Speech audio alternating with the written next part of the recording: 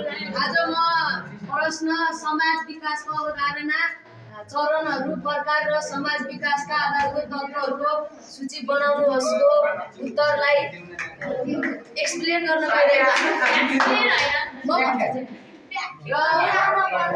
पहिले त समाज विकासको अवधारणा। समाज शब्द ल्याटिन भाषाको सोसियसबाट आएको हो। यसको अर्थ साथी हुन्छ।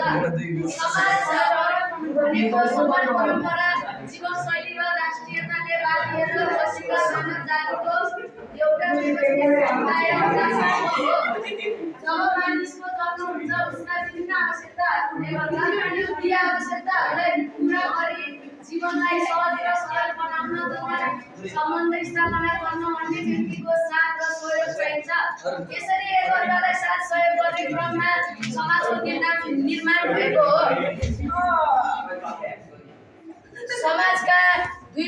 समाज विकासका दुईवटा चरण भएका छन्। ती प्राचीन समाज र आधुनिक समाज हुन्। प्राचीन कालमा मानिसहरू एक्लै बस्ने गर्थे। उनीहरूका अनेक समस्याहरू थिए। उनीहरूले जीवन अत्यन्त कठोर र सङ्घर्षमय थियो। उनीहरू ढुङ्गाका हतियार प्रयोग गरी पशु पन्छीको शिकार गर्थे। उनीहरू घुमन्ते जीवन बिताउने भएकाले जीवन सुरक्षित थिएन। आवश्यकता पूर्ति गर्न गाह्रो हुन्थ्यो। उनीहरूको चाहिँ राम्रोसँग समाज विकास नभएकाले उनीहरू डुल्दै घुम्दै फिर्ने भएकाले उनीहरूलाई घुमन्ते समाज भनिन्थ्यो।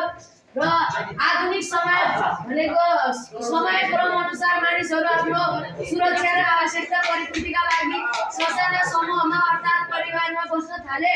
एउटै पुर्खाका सन्तानहरू एकै ठाउँमा बस्न थाले। मानिसहरूले धातुको आविष्कार गरेर धातुबाट हतियारहरू बनाए। तिनै हतियार प्रयोग गरी कृषि कार्य सुरु गरे।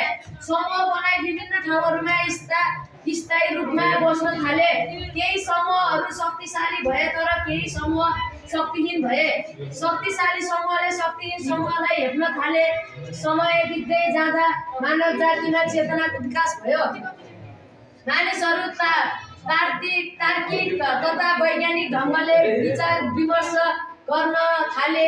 यसरी नै आधुनिक समाजको जन्म भएको थियो। र मानव समाजको उत्पत्तिका विषयमा विभिन्न वैज्ञानिकहरूले आफ्ना तर्क दिएका थिए। तीमध्ये कार्ल मार्क्सका अनुसार आदि साम्यवादी समाज चाहिँ समाज व्यक्तिगत सम्पत्तिको अवधारणा विकास भइ नसकेकाले पूर्ण रूपमा समानता र साम्यवाद आधारित थियो। मानिसले आफ्ना आवश्यकता जङ्गलबाट प्राप्त हुने कन्दमूल फलफुल आदिबाट पुरा गर्थे। दास समाज जब मानिसहरू विभिन्न पेसा व्यवसाय गर्न लागे त्यसपछि व्यक्तिगत सम्पत्तिको अवधारणा आयो। त्यसै क्रममा हुने र नहुने वर्गको विकास हुन गई धनीले गरिबको शोषण गर्न थाले। यो नै दास समाज हो। सामन्ती समाजमा दास वा मजदुरको एउटा वर्ग र जिम्मेदारहरूको अर्को वर्ग सिर्जना भयो। यो नै सामन्ती समाज हो। पुँजीवादी समाज विस्तारै समाजमा उत्पादनका हरेक क्षेत्रमा पुँजीपति वर्गको स्वामित्व बढ्दै जाँदा अर्थतन्त्र पुरा नाफा र घाटामा आधारित भयो। हरेक क्षेत्रमा पुँजीपति वर्गको स्वामित्व बढ्दै जाँदा अर्थतन्त्र पूर्ण नाफा र घाटामा आधारित भयो। यो समाज पुँजीवादी समाज हो। समाजवादी समाज त्यसपछिको सामाजिक पुँजी उत्पादनका साधन आदि विकास भयो। त्यसको उपभोगमा पनि सामूहिक स्वामित्व रहने समाज जसलाई समाजवादी समाज भनिन्छ। साम्यवादी समाज मार्क्सका अनुसार उत्पादनका साधनहरू पूर्ण रूपमा राज्यको स्वामित्वमा रहनुपर्छ।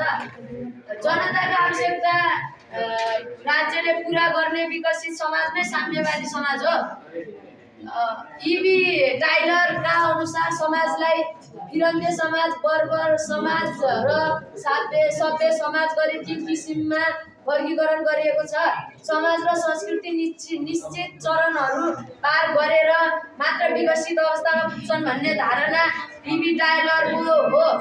लेविस हेनरी मोर्गनका अनुसार समाजलाई जङ्गली, बर्बर र सभ्य गरी 3 चरणमा विकास भएको बताउँछ। हरेक समाज कर्मिक रूपमा एक चरणबाट अर्को चरणमा परिवर्तन हुँदै जान्छ भन्ने धारणा लेविस हेनरी मोर्गनको हो। समग्रमा इबी टाइलर र लेविस हेनरी मोर्गन दुवैको समाजको बारेमा अवधारणा मिल्दोजुल्दो देखिन्छ। उनीहरूका अनुसार मानव समाज सुरुमा जङ्गली अवस्थामा थियो। समाज विकासको यो प्रारम्भिक चरण क्रमशः मध्यकालीन र आधुनिक समाजका रूपमा विकसित भयो। उनीहरूले मध्यकालीन समाजलाई बर्बर समाज र आधुनिक समाजलाई सभ्य समाजको रूपमा उल्लेख गर्छन्। समाजका प्रकारहरू समाज सङ्गठनात्मक रूपमा बसेको मानिसहरूको एउटा समूह हो। मानिसहरूले रहनसहन अर्थात् जीवनशैली अनुसार समाज फरक हुन सक्छ। गतिशील वा परिवर्तन मानव समाजको स्वाभाविक विशेषता हो। त्यसैका कारण मानव समाज आदिमकालदेखि विभिन्न चरणहरू पार गर्दै वर्तमान युगमा आइपुगेको छ। समाजलाई विभिन्न आधारहरूमा वर्गीकरण गरिएको छ। समाज वर्गीकरण गर्दा समाजशास्त्रीहरूले धर्म, बसोबास, समय, भाषा, आर्थिक अवस्था आदिलाई आधार बनाएका छन्। समाजको वर्गीकरणका तीनका आधार पुँजीमा आधारित पुँजीवादी समाज, समाजवादी समाज र मिश्रित समाज। धर्ममा आधारित हिन्दू समाज र बौद्ध समाज, इस्लाम समाज र क्रिस्चियन समाज। भाषामा आधारित एक भाषी समाज, 2 भाषी समाज र बहुभाषी समाज। बसोबासका आधारमा ग्रामीण समाज र शहरी समाज।